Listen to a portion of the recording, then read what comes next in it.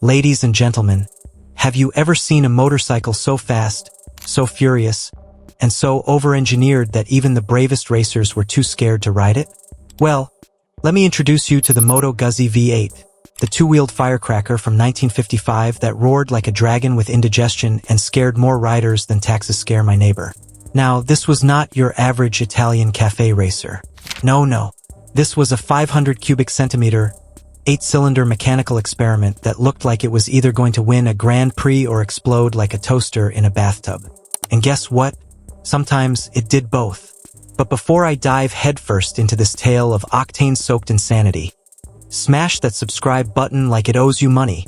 Here at American Power Legend, I bring you machines so wild they almost took out their inventors, and sometimes the spectators, too. Save me from the YouTube algorithm. Click that button.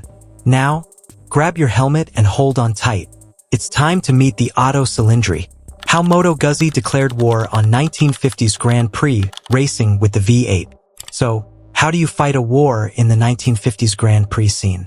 If you're Moto Guzzi, you don't bring a knife. You bring 8 daggers duct taped together and hope they all stab at once. Designed by the engineering madman Giulio Carcano, with help from Enrico Cantoni and Umberto Todaro, this beast had a 90-degree V8 engine with 8 Dell'Orto 20mm carburetors and 2 valves per cylinder. That's right, 8 carburetors. I can barely manage one lawnmower, never mind 8. This tiny 499 cubic centimeter engine screamed at 12,000 revolutions per minute, producing up to 80 horsepower in its final form, and it weighed just 99 pounds, that's about 45 kilograms. I believe it was lighter than my Uncle Tony's lies at poker night. It had water cooling, a transverse layout, and could push the bike to a face-melting 160 plus miles per hour, that's 275 kilometers per hour. Some reports even claimed it hit 318 kilometers per hour, or 197 miles per hour. Inside the insane engineering, transmission, suspension, and brakes of a legend. Transmission? Oh, they were trying everything. For 5, even 6-speed gearboxes. You could say they were shifting expectations. The suspension was a throwback. Front forks with Girling shocks, a double Biscotto clamp, and twin shocks in the rear. Brakes were drum style, with a central shoe setup up front and a rear drum out back.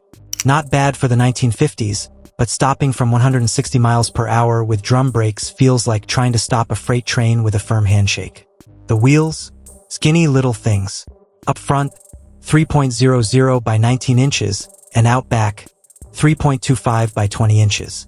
And yet, the dry weight was only around 342 pounds, or 155 kilograms. Imagine being that light and that terrifying.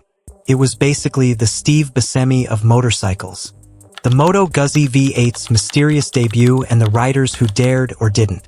During its first track outing in 1955, it showed up in a mysterious full dustbin fairing, like a mechanical UFO with performance anxiety.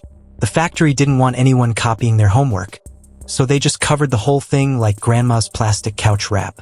And then came the test ride. Fergus Anderson, the team's rider, took one look at it, rode it once, and immediately went shopping for life insurance. Others, like Stanley Woods and Ken Cavanaugh, flat out refused to ride it. Even back then, riders were not ready to be launched into orbit just for a podium. It was not until Bill Lomas, a man clearly missing the danger gene, took the reins and actually won a race at Assen in 1957 after starting from the last row. I think that's the motorcycle equivalent of turning water into wine, then wheeling into the sunset. That same year, Lomas also set a 10-kilometer standing start record at 243 kilometers per hour, or 151 miles per hour. And on a test track, he hit that mythical 318 kilometers per hour. The V8 remained the fastest Grand Prix motorcycle for nearly 2 decades. And here I am, struggling to get my moped to outrun the neighbor kid's hoverboard.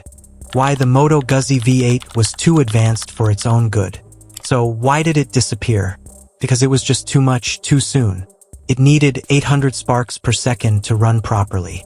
The ignition systems in the 1950s were not ready for that kind of wizardry. And like most geniuses, it was misunderstood, underfunded, and often broke. The thing was so advanced, it scared its own pit crew. It was fast when it worked, but most of the time it just did not finish, like a college dropout on finals week. Despite its brilliance, and let me be clear, it was brilliant, it was also unreliable. This thing had more electrical tantrums than a boomer with a new smartphone. But boy, when it worked like the gods were pushing it. The rarest of the rare. How much is a Moto Guzzi V8 worth today? And now, the price. Are you ready? The Moto Guzzi V8 was never mass-produced. Only 5 complete bikes were built by the factory between 1955 and 1957, along with 2 spare engines. All of them were hand-assembled by the factory's racing department in Mandello del Lario and used exclusively for Grand Prix competition. As of today, only 2 original engines are confirmed to survive, both locked up in the Moto Guzzi Museum like mechanical Mona Lisas. But here's the real kicker. In 2016, a 1956 replica with mostly original parts sold at auction in London for £196,250 British pounds sterling, which was around $240,000 or $285,000 at the time. That's right, nearly $300,000 for a replica. You know what else costs that much? Therapy after trying to ride one of these things. The Moto Guzzi V8's legacy. A motorcycle that dared to dream. What I love most about it is that it dared. The Otto Cylindri was not just ahead of its time, it was in another dimension. It didn't whisper elegance. It screamed innovation, and then stalled in the pit lane. In the end, this motorcycle was not perfect, but it was unforgettable. Like your neighbor who builds a rocket in their backyard, you don't want to ride it, but you respect the hell out of the ambition. Bonus tip: how to see the Moto Guzzi V8 in real life and why it's worth the trip. Don't forget to subscribe, and remember, if someone on the internet says they could have designed a better bike in 1955, they probably haven't even assembled IKEA furniture without crying. And here's a bonus for you gearheads who stuck around to the end. If you ever find yourself in Italy near Lake Como, swing by the Moto Guzzi Museum. You might just catch a glimpse of the legendary V8 in person. And trust me, it's even wilder up close. Who knows, maybe you'll get inspired to build your own 8-cylinder monster. Or at least a really fast lawnmower. Thanks for watching American Power Legend. I'll see you in the next one.